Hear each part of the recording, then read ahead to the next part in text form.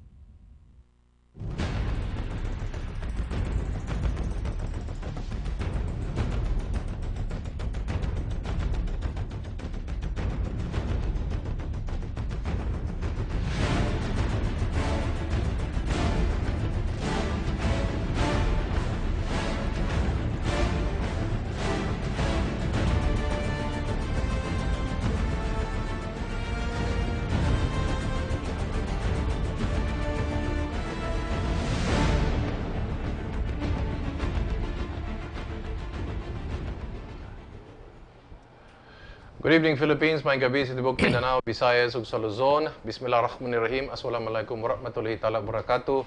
Ito po ang Republika and I am Eric Espina. Tonight, the program is going to focus on an issue or a matter which seldom is given its proper emphasis and its place in the discourse of our political leaders, especially on media, radio, TV. And maybe rightfully so, because there are indeed very few experts when it comes to the issue that we're going to talk about tonight. And what I refer to is foreign policy. What is the Philippines' foreign policy? What is our strategic interest geographically and vis-a-vis our neighbors, our allies, both in Asia and both in Europe and in the Americas? We're going to discuss the issues which I suppose many of the people in the Department of Foreign Affairs would try to avoid discussing. Issues like, for example, the Spratlys or the Freedom Islands or the Kalayaan Islands, and what is our relationship with China vis-a-vis our territory in the Spratlys. We're going to be discussing about Sabah, which is being claimed by Malaysia, which is our territory. We're going to talk about the drug mules and how should we handle such matters diplomatically. And all the slew of other issues when it comes to foreign policy. Tonight we have invited a very interesting voice, if I may say that. We have invited Ambassador Roy Señores, and we have also invited an author, a columnist, a media man. He has a radio program, and he focuses especially on conspiracies and conspiracy theories. None other than my tokayo Eric San Juan. Good evening to both of you. Hi, gabi, Eric. Good evening to the viewers. Yes. Good evening to kayo at good evening kay Ambassador. Good evening to our televiewers. Tokayo, anong basa mo dun sa ano ba ang interest ng laro ng China pagdating dito sa Pilipinas? Actually, what I can see right now is this is not really a game anymore. They're already in the Philippines. And what's worrisome is try to analyze what's going on. That we have lots of construction going on, and so many condominiums, and so many properties na no buyer, and nobody's staying there. Para saan yan? Sana kung dito lang makikita mo yan sa Metro Manila. Ako, I've been traveling nationwide, and I've seen, wow, ang daming infrastructure. Saan nagagaling ang pera at anong purpose? Samantalang tanungin mo yung mga maliliit na negosyante sa mga probinsya, sabi sila mismo nagtataka dahil daw sinasabi ng mga nagumagawa niyan ay para daw sa mga OFWs ng mga families na bibili. Okay. Lalo na ngayon na ang dami nating problema sa OFWs. Mag-uuwian na yan na walang pera. So ano para saan yan? So ang masamang input na nakukuha natin is merong paggagamitan. Ano And sa it's tingin in mo? preparation for something else. When we talk about Chinese, Tokayo, we're talking about mga mainland Chinese ito, no? Alam mo, actually, we have, just like you and me, we have friends na mga Taipans in the past. Yung original na mga rich Chinese na mga Chinoy. Chinoy, yes. Pero dito ngayon, out of the blue, ang daming mayayaman ng mga Chinese na hindi mo kilala. Why? Nakapasok dito sa atin. Kasi ang problema ngayon, dahil nga sa naghahanda, nag-overheat na ngayon ng China Yung mga dating mga old rich na yung mga pulitburo, Eh, yung mga anak nila ay yumayaman at silang nagtatapon ng pera ng mga magulang nila. Pero same here na yung mga dating mga old rich na yumaman ng mga incheck ay yung mga Chinoy na mga bata ang nagtatapon din ng pera. Pero ang pattern ay napakasama dahil yung intrigue, inggit, no? Na sinasabi ng mga Chinoy nating kababayan na mas Pilipino pa sa Pilipino iba, sabi niya, bakit kayo nagpapaloko sa mga taga-China? At bakit dumadami ang mga illegal aliens galing sa pagpasok Yun galing na nga sa eh. China? Hindi Bakit lang. ganun? Ang masakit na pa nga rito, tayo na ngayon ng mga drug pushers and mules. Aha. Samantalang alam naman natin saan nanggagaling yan. Aha. Ha? Reverse na eh. Ha? At gumagamit pa ng mga ahente nilang mga taga-Aprikano para magbenta at gamitin yung ating mga Pilipinong alam nilang hirap na hirap dito. May sinabi ka dyan na importante, no, Tokayo. Ibig mo sabihin, ahente lang yung mga Nigerians. Oh yes, definitely. Pero ang pinaka-mastermind yan, Triad. triad yung mga in-check din Ang worrisome sa Triad ngayon, remember ang Triad tatlo lang dati. Li Ka-shing, Ran Rancio, and Stanley Ho. Noong 90s, naging 6 golden triad sila. 6 times 3, 18. Ngayon, 2010. Ngayon, 9 golden triad na. 27 taipans worldwide. Ilan sila rito ngayon? And you will be shocked. At hindi na biro itong nangyayari. Dahil ngayon, halos lahat ng mga negosyo nila puro legitimate. And they're big people. And don't mess with them because they can pull strings, they can get people from the judiciary, from the law enforcement. You'll be wiped out. May nabasa tayo na ang mainland China ay mag-i-invest ng, if my figures are correct, I could be wrong, 1 billion pesos doon sa Hacienda Luisita. Is that something that we should be worried about or we should welcome that because that area will be developed? Hindi lang yun. Alam mo, yan ang galing nila, yung soft touch operation eh. Aha. Tingnan mo yung mga ginagawa nila sa halos lahat ng society natin. All walks of life na infiltrate na nila. Ha? Soft touch, tulong ng tulong, bigay ng bigay, walang hinihingiling. Pero pag once na yan, nagka-problema sila, lumapit sa'yo, wala ka nang magawa. Kailangan tulong. Alam mo na yung sakit natin Pilipino na tayo ay willing and able na tumutulong sa atin. Yan ang nagiging problema natin. And at the same time, walang awareness. Saka isa pa ang malaking problema natin, wala tayong ideology, kaya tayo madali tayong Paikutin. mamanipulate. Madali tayong mapaikutin at lalo na yung mga matatalino yung mga taong yan, alam mo yung mga criminal mind, mas magagaling na, mas matatalino pa yan sa talagang mga genius. At dyan tayo talon-talo. Dahil mas marami dito sa atin sa Pilipinas, sakit man sabihin, masantanga. Yung masantanga syndrome, napakatindi. May natutuhan ako sa araw na ito. Masantanga. Anyway, ito, Ambassador, what is the strategic interest of the People's Republic of China vis-a-vis the Philippines? Hindi debatable na ang China, since time immemorial, ay nag-i-exhibit ng hegemonistic tendencies. In due time, kapag kailangan na nila, ay lalamunin yung mga neighboring land territories like the Philippines. Kasi lumalaki na lumalaki yung population nila eh. Yung meron silang sinasabi noon na draconian measures whereby napakahigpit nila kapag manganak ng isang pamilya ng more than 2 ay hindi po pwede kinukulong o papatayin yung mga offspring. I-implement lamang yan sa mga urban cities. Pero sa hinterlands, hindi nila na-implement yan. Kaya notwithstanding the draconian measures of China at controlling their population, lumalaki pa rin ang population ng China.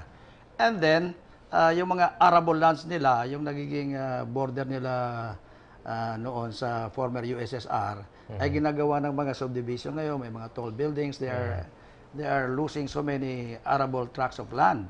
And so therefore, one day, kapag yung mga investment dyan ng mga western countries like America, Europe, halos dyan lahat nag-i-invest ngayon, mga factories, pati Mercedes.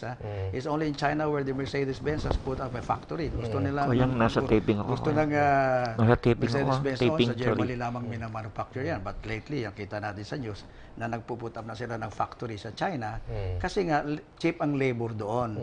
It is so cheap because they command the price, the cost of labor. And so Sabi nga nila, slave labor daw yun. Yeah, slave labor. So doon lahat ang investment, you know. When you put in hammer and tong investments in a country, pumapasok talaga yan talagang pera. Hindi katulad ng mga investment ng mga FDI, no? Foreign direct investments na kapag medyo hindi gumaganda ang stocks, magwi-withdraw sila. Pero ngayon, ang pinapasok nila sa China, yung Amerika, mga manufacturing concerns, hammer and tongs talaga. There's therefore lifeblood transfusion into China kasi money is the lifeblood of the economy. Kaya lumalaki na lumalaki. But in due time, kapag in the long run, realize ng Amerika, Western countries na hindi lamang nagiging economic power ito, naging military power na rin, baka they will just pull the rug under the feet of China. And what happens pag nagkaroon ng joblessness dyan, nagkaroon ng mass widespread poverty, saan mag-harvest ng mga kangkong at saka pichay? Saan mag-fishing yan sa Palawan, sa backyard ni Hagedorn? That time will come. I'm not worried for the Philippines in the near future, but I'm thinking of the Philippines in the long run being overtaken by China. Kasi ngayon, napapansin nyo kahit dyan sa Libya, nagkakaroon na ng mga paradigm shift sa mga international law. Pero bago pupuntahan yung Libya, so what you're trying to say, Ambassador, is in terms of territory, we have to worry. We really have to worry, Okay, but not in the short term, because China right now is behaving very well because of its economic boom. But what in the future, probably 25 years or 50 years from now, kung nag-withdraw na ang mga Western businessmen dyan at magkakaroon ng famine dyan, widespread, saan sila kukuha ng food? Number two, do they encourage their nationals to come to the Philippines? Kasi tayo, napansin ko, malambot tayo dun sa visa requirements yata eh. Basta pasok lang sila ng pasok, parang tinatanggap natin at hindi natin ipinapatato. Am I correct in observing that? Alam mo, Eric, to use the word encourage would be an understatement or a misstatement. I think it is an instrument of their foreign policy to command. This is command society, so they're commanding their people to invade quietly, surreptitiously, Philippine territory. Pumunta ka sa Cagayan de Oro, that's a modern city. Subukan mo mag-shopping sa mga malls doon. Kausapin mo yung mga nagtitinda roon hindi nakakapagsalita ng Bisaya o Tagalog. Akala natin dito lang sa Divisoria nangyayari. Sa mga probinsya, nandyan na sila. Kung nangyari ito noon sa kapanahonan ni General Franco sa Spain, may tinatawag na fifth column.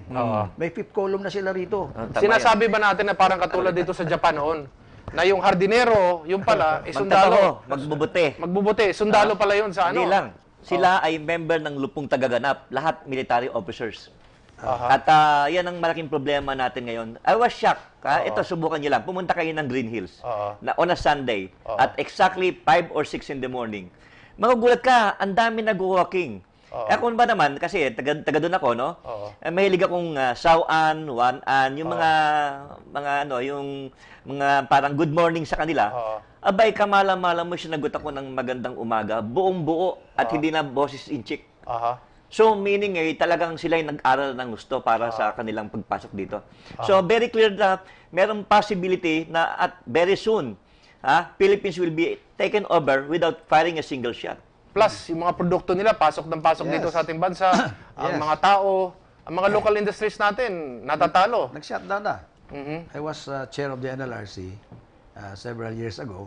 Maraming nagsashutdown ng mga factories. Bakit? Hindi makakapagkompetensya sa mga produkto na gawa ng China. Lalo na't meron pa tayong globalization. We broke down, we destroyed the tariff barriers in this country. Maganda pa yung sinasabi niyong globalization. Sabihin na natin talagang matindi ang smuggling. Kaya nga, may smuggling na, may globalization pa. Kaya pasok na pasok dito yung mga goods from other countries. Kaya, ayon sa Department of Labor, ang ating unemployed, mga 4 million na. I don't think so. Sa palagay ko, hindi sila nagsasabi ng totoo. There is poverty in almost every nook and corner in the country. I think the unemployed right now is about 10 million people. And then mismo nga mga tao sa mga Chinoy, sa Ongpin mismo, ayaw na rin nila dito sa mga mainland Chinese na pumapasok dito sa ating bansa dahil daw yung kagawayan nila, yung character nila, attitude, ibang-iba sa Chinoy. Totoo yan. Ang babastos daw nitong mga tagagaling sa mainland Chinese. Ang kabutihan ng nangyari din sa kanila, na they also travel, itong mga Chinoy natin, pagpunta nila ng China, pumunta sila ng Hong Kong, hindi naman sila accepted na Chinese eh. Aha. Ha? Aha. Hindi, ganun ang kultura nito mga taong ito. Kaya sila, pagka nandito yung mga yan, sila mismo ang nagbubulong sa mga Pilipinong nakakaintindi na. Saka mapansin Mali. mo, Eric.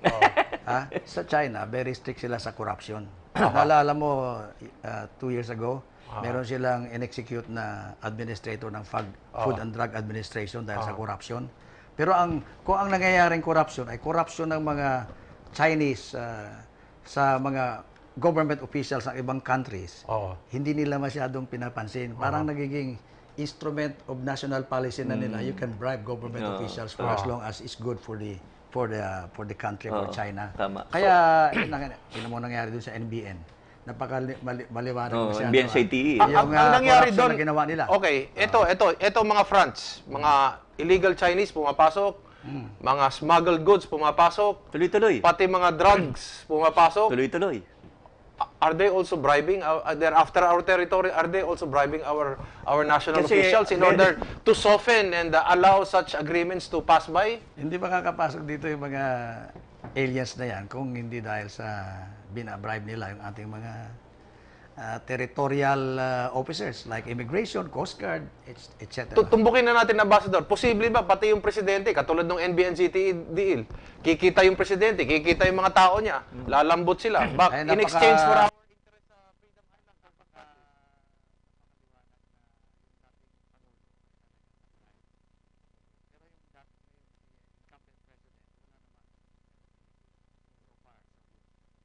But this art of seduction by the Chinese will continue regardless of who is the president. It's already an instrument of their national policy to bribe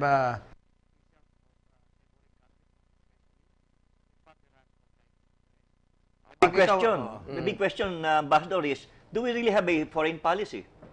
Yun nga yun eh. Parang buti lang may malamya diploma ang tayo ating dito, foreign policy eh. meron. Meron tayo. Meron kahit papaano. Ay, ang alam ko kasi dapat, ang naglalaro dyan, National Defense, National Security Advisor, NSA, at yung DFA. Pero ang nakikita ko parang, who is To each taking his own. who is wagging the tail here? Is it the DFA wagging the DND? Because I remember before, there was an attempt by the Philippine Navy to build a helipad over the Freedom Islands. Parang bunker, pwedeng helicopter sa taas, mga sundalo sa ilalim. Bayad na yung FF Cruz yata, nagagawa sa... Ang nangyari, sabi ng DFA, it is too provocative. Kaya hindi tinuloy yung paggawa nung mga ganong klaseng mga bunkers. The Philippines does not want to provoke a hegemon. Oh. This is China. Pero ang nangyayari, kung tatayo, gagawin natin hindi. Ang mangyayari niyan, itutuloy pa rin nila. Dati, fishing area lang daw dati yung nilalagay nila doon sa mga... Yung mga bunkers. Ngayon, biglang, it is... Permanent na eh. Permanent bunkers na. Permanent na. Ano gagawin natin dyan, Ambassador? Ano ba tayo? Atras tayo, Sabi nga ni SND dati, Orly Mercado, China is on a creeping invasion. Tama is siya. that a correct... Tama si Orly. Defense Secretary at the time, Orly Mercado, sa sinasabi niyang creeping invasion na yan. It's happening. Ang problema lang, ay mukhang mayroong massive publicity campaign against him at the time. I don't know who was funding it. But kung talagang kinalkal yung sinabi ni Orly Mercado, tama siya. May creeping invasion na. The Chinese are creeping into our shores. Not only in Spratlys. They're already in. Port Colom, Fifth Colom. We're going to pause for a few reminders, and I would like to leave the audience with this little vignette. No less than First Lady Imelda Marcos said during a meeting with some Chinese officials. They said that the Philippines is the gateway to China, and the Philippines is also China's gateway to the world. Para lang pala tayong mga ano nito, entry point as far as the Chinese is concerned sa pagbabalik po ng Republika.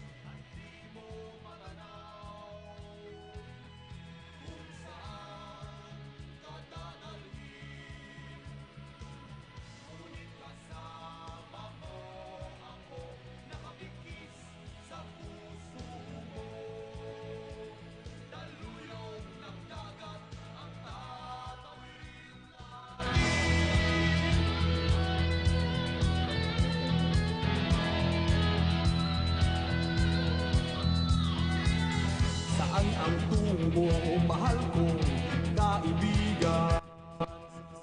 Hanap mong katahimikan. Basta't tayo'y magkasama, laging sasabayan. Pinagsamahin sa puso, kaibigan kapartner. Iharap natin ang layan sa umaawit lahat. Bakit di tayo ng gabi ay hahawin? Ating liliparin, may harang ang sibat. Ating tatawirin,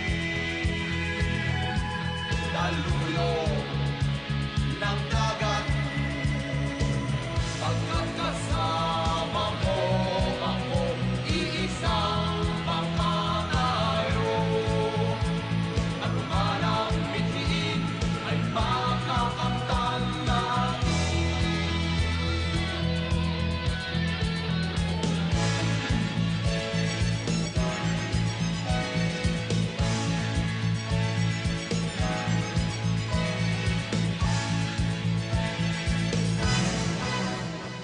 Ating liliparin,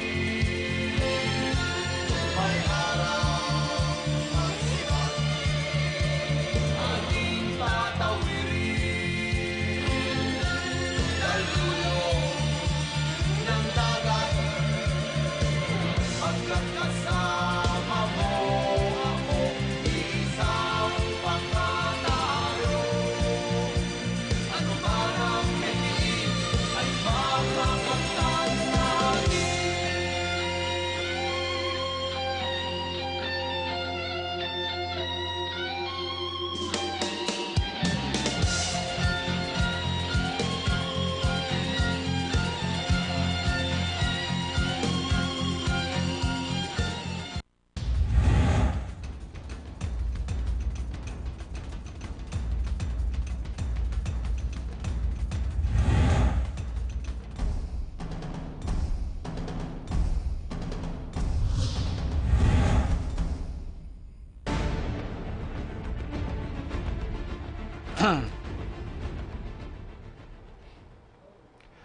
Well, you're back with us in Republica, and we still have as our guest here Ambassador Senyeres and, of course, my tokayo Eric San Juan. We were just discussing, there are reports that say that mainland China will be a blue navy, will have a blue navy capability in the next 10 years. A blue navy, which means they can travel the deepest waters all over the globe, including perhaps aircraft carriers, aside from already submarine capabilities. And that is indeed worrisome. That's why we are discussing this issue. Etong paglaki ng China, ekonomiya, pagpasok ng mga illegal aliens dito sa ating bansa, drugs, bribing our national officers, smuggling, Human smuggling. paghahabol sa Spratlys o sa Freedom Islands o sa Kalayaan Islands. Baka these are all part of a bigger picture na eventually buong Pilipinas sana. Ganun bang, is that what you see? Sa tingin ko, hindi lang Blue Navy, kundi yung tangalang Dark Blue. Dark blue, oo. Kasi The totality of it.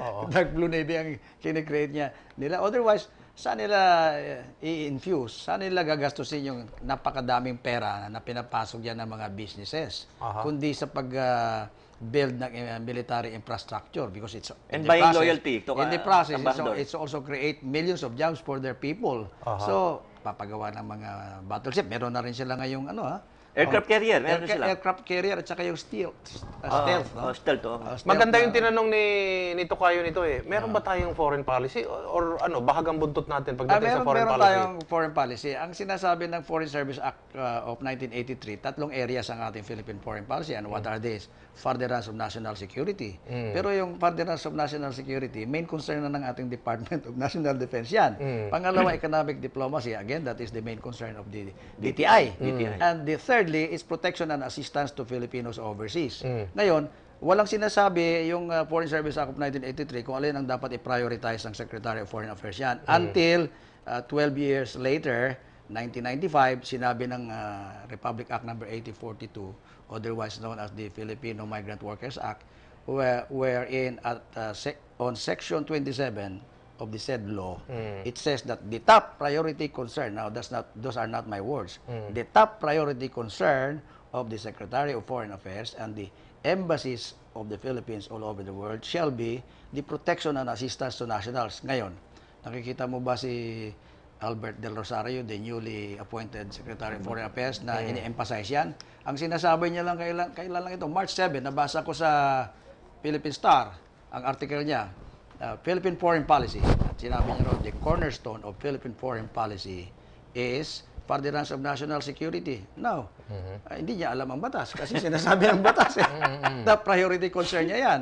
At saka paano niya magiging bedrock, ginamit pa niya ng bedrock, the bedrock of Philippine foreign policy is furtherance of national security. Okay, it's very important, furtherance of national security is very important, but that is not a day-to-day concern, Eric. Yes. Of embassies of the Philippines all over the world. Ang day-to-day concern dapat dyan ay yung mga dinuduraan sa mukha ng mga Pilipino, mga nire-rape ng mga Pilipina, yung hindi binabayaran ng sweldo, yung furtherance of national security, nagre-report ka lang naman dito sa Department of National Defense, occasionally, kung ano ang sa palagay mo ang mga activities dyan, halimbawa sa Saudi Arabia, ng mga rebels o mga grupo na anti-Philippines, no?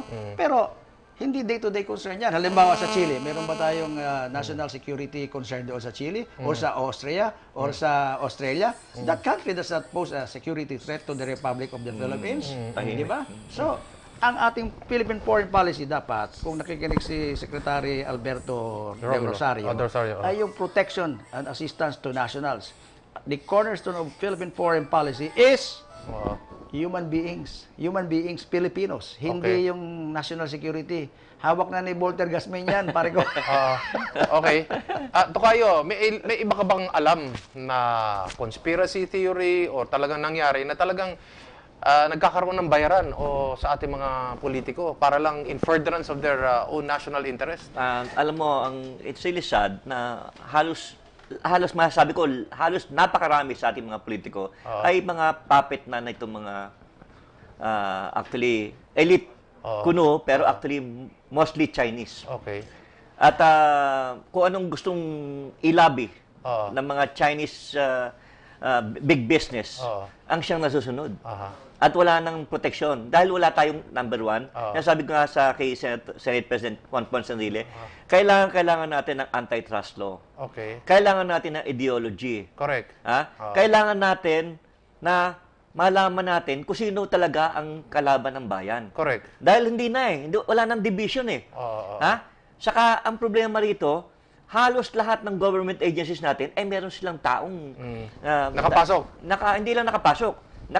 Parang shadow sa mga opisyal ng ating gobyerno. Kaya kahit na anong gawin mo, kahit na anong meron ka lang isumbong na isang hindi para pro-Filipino activities, ay wala na. Neutralize kagad. Ano yung binabanggit mong nagkaroon ng bayaran na binili? Off camera. Off-camera. Nakakapangilabot. Try to analyze what's going on at the Reed Bank. Okay. Ang Reed Bank, nandyan ang bagong dinedevelop ng Chevron na natural gas and oil. Okay. Pero bakit pinipilit ng China na pumasok, labas-pasok dito? Gaano kamahal ang ibinigay sa isang presidente natin para mangyari yan? Magkano? Actually, ayoko sanang pangunahan na mag-expose dito, pero $4 billion ang upload binigay dito. Kaya tayo, wala tayong magawa. And I hope na bilisan itong mag-expose kasi masyado napakadelikado. 4 billion ang binigay 4 billion dollars. Former or incumbent? President. Former president. Kaya yun ang nakakapangilabot.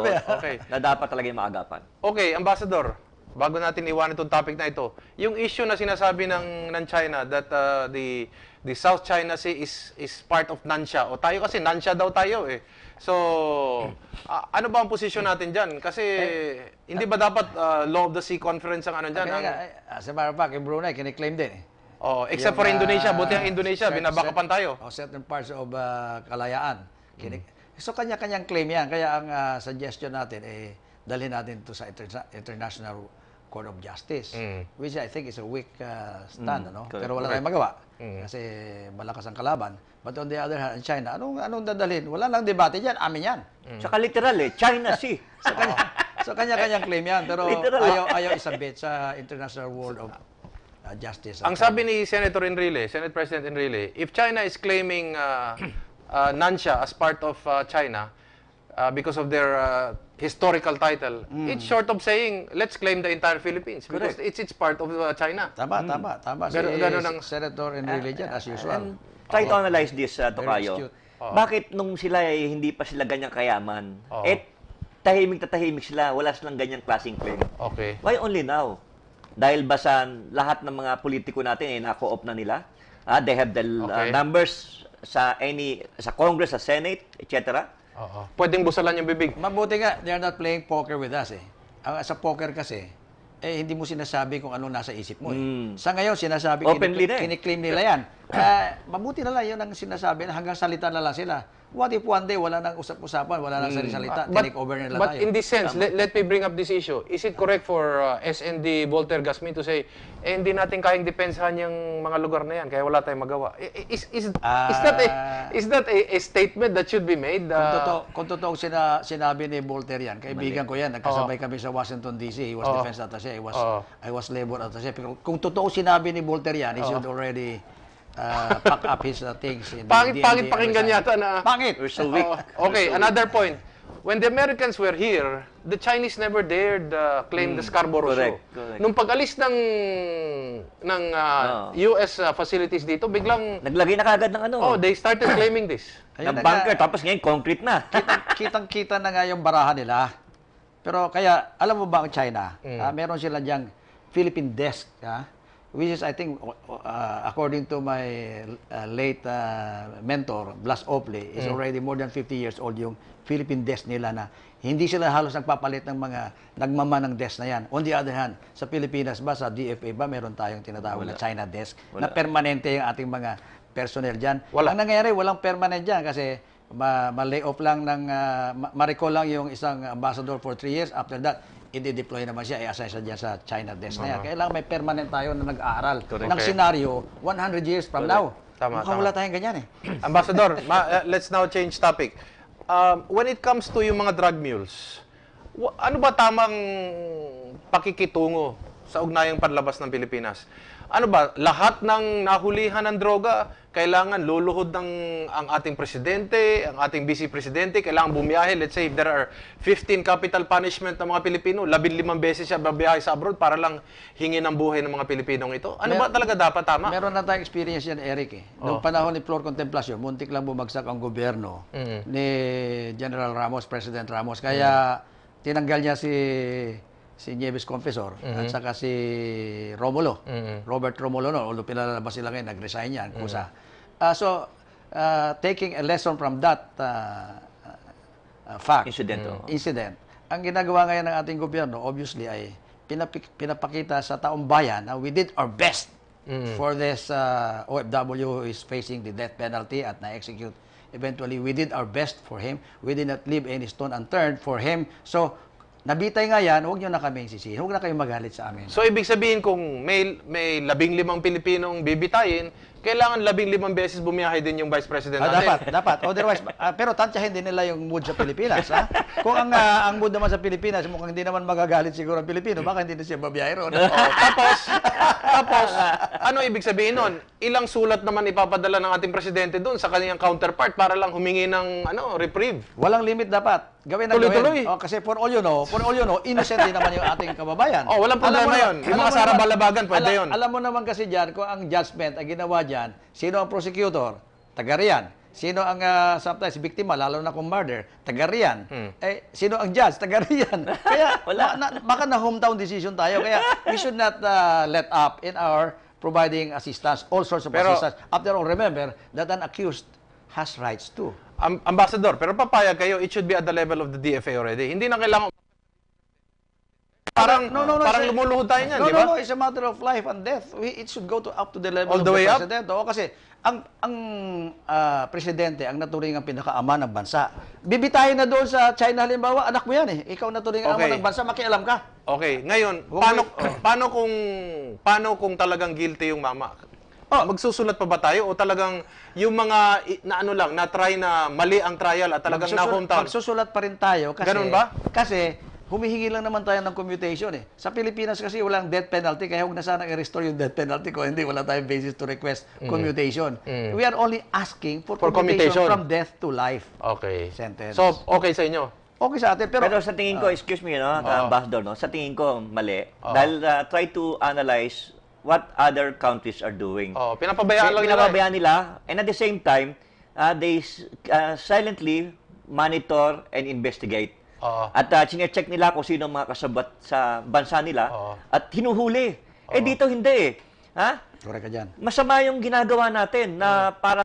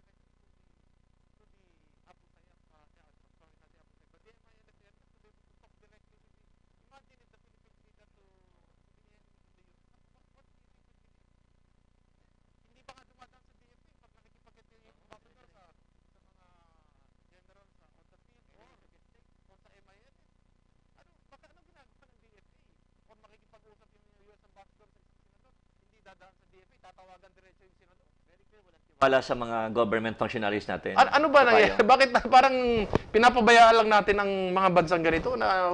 Kasi ano nga, yung ginagawa nila, dapat yun din ang gawin natin. Ha? Our countrymen, right or wrong. Alam mo, si Smith, yung non-rape ko doon sa Subic. Di ba? Kinuha nila, nilagay nila sa custody ng embassy. Dapat magiging president yan eh. Kung ginawa ng Amerika yan, na they provided shelter, custody to an accused of rape, dapat ganun din ang gagawin natin sa ibang bansa. Conforme naman Let's siguro ask ang for the custody of a Filipino who is accused of a crime in other countries because after all, we have a president. Pero conforme naman siguro ang Ambassador, we have to investigate first. Kasi kahit na alam natin na recidivist na yan, may country right or wrong pa ba? Siguro hindi naman. Kung talagang fair na dapat tulungan. Ang napansin ko lang, yung mga drug mules, hindi dapat turingin. Hindi dapat tulungan eh. Hindi turingin ng mga OFWs. Yeah. Kasi hindi mga OFWs yan. Kahit they were previously OFWs, but they should not be treated as the new heroes of the Republic because nagkasala yun, di ba?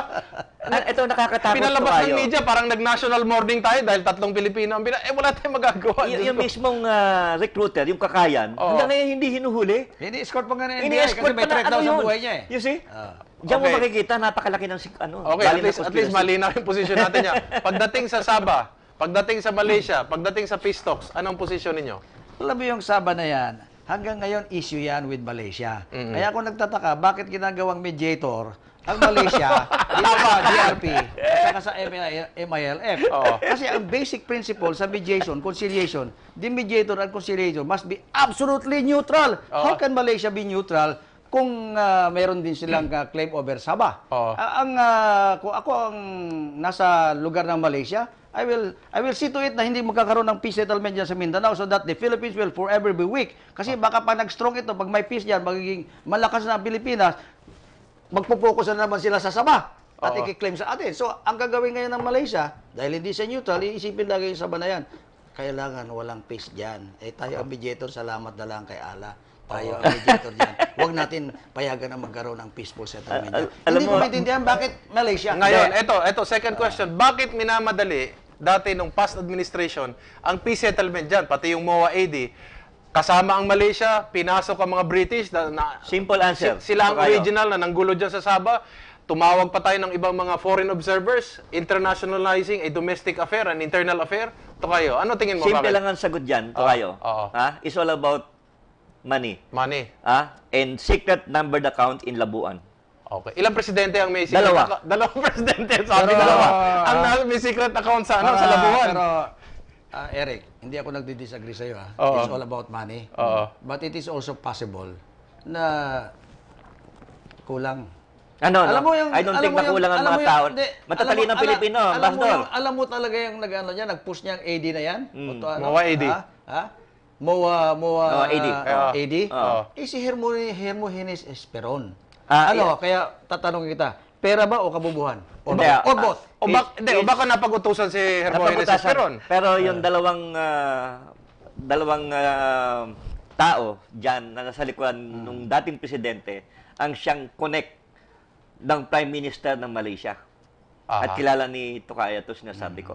Okay. At sila pa rin ang nasa likuran ng lahat ng mga posibleng balkanization of Mindanao soon.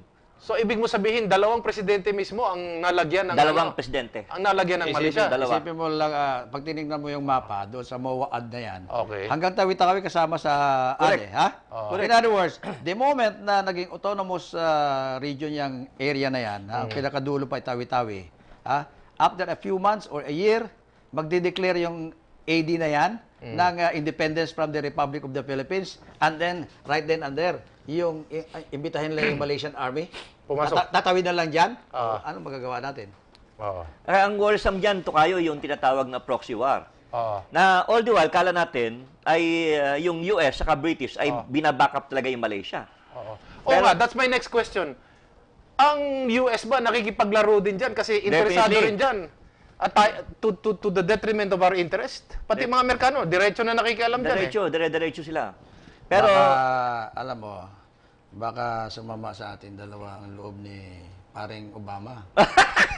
Okay. Pag sinabi natin na business yan, military Industrial complex. industrial complex ang nagpapasiklab dyan ng gulo para may market sila. hindi lang yun. Yung interest talaga ng choke point plus yung God. Bakit Gas, oil, and pinayagan, deuterium. bakit sinusuportahan ang ganung posisyon ni former Secretary Alberto Romulo din na ang Malaysia ang dapat maging referee kuno? Hindi lang kapanahonan ni Romulo yan. Sadly, panahon pa yan ni Ramos. Okay. Bakit? Hindi ko ko maintindihan. Bakit nga? Kaya nga, bakit panahon ni Ramos? Panahon ni Jimmy? Bakit? Suporta sila talaga dyan. Mahati ang Pilipinas. Ang karir ko, nagsimula sa Department of Labor as conciliator until I resigned as Okay. chairman of the NLRC.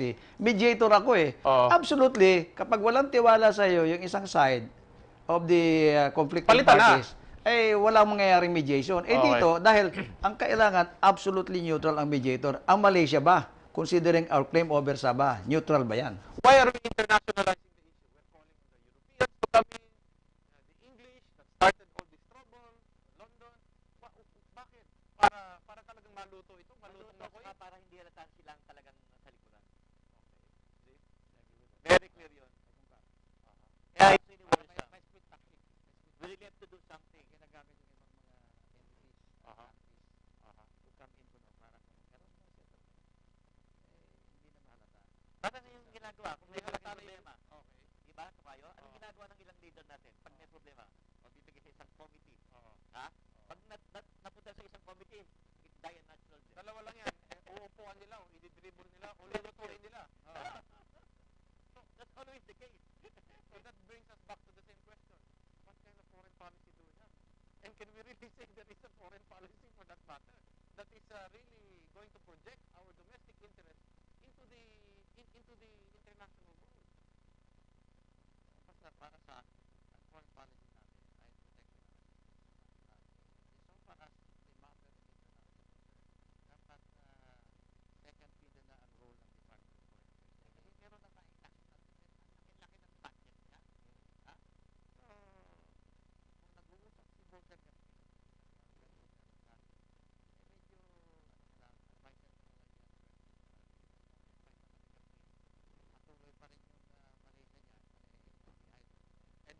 niluluto talaga tayo. Pag hindi umalis yung Malaysians, ibig sabihin niluluto na tayo. Sino ba National Security Advisor ngayon? Si, si Garrick. Yung dating kaaway ni Bert Gonzales na nag-resign noong panahon ni GMA as Anong posisyon niya? Is he for the continuance of the Romulo or the FBR or the GMA policy that Malaysia should be there or alisin? He's so quiet. Si Carlos Garcia. Carlos Garcia na brother-in-law ni Ray De Roya. O di paano yan? Is he a strategic thinker or is he a tactical thinker? No comment ako.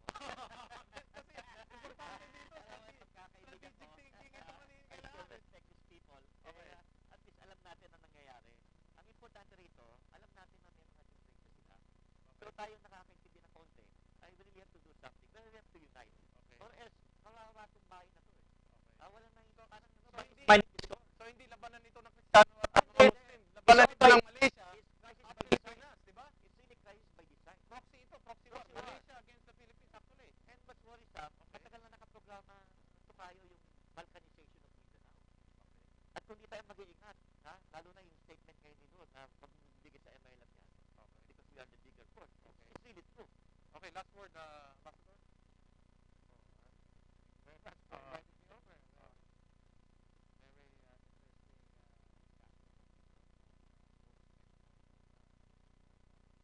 Something that even the DFA will not talk about. But other programs, for that matter, will not talk about. Ito kayo. Really have to do something for the love of country. Really have to unite. And we have to pressure our government officials to, hey, we know what's going on. We know what you're doing. Kailangan, gumalaw tayo. We have to act fast before it's too late. Dahil very clear, itong this coming May onward, ay turbulent times for the nation and for the world. So we will have to do something. Act now. Thank you to kayo. Okay, with that as a final word, I'd like to leave our audience as usual. Magmasid, makialam, higit sa lahat po ay manindigan. Sapagkat wala pong magmamahal sa Pilipino kung hindi ang Pilipino. Ako po si Eric Espina, daghang salamat. Mahing gabi, kaninyong tanan.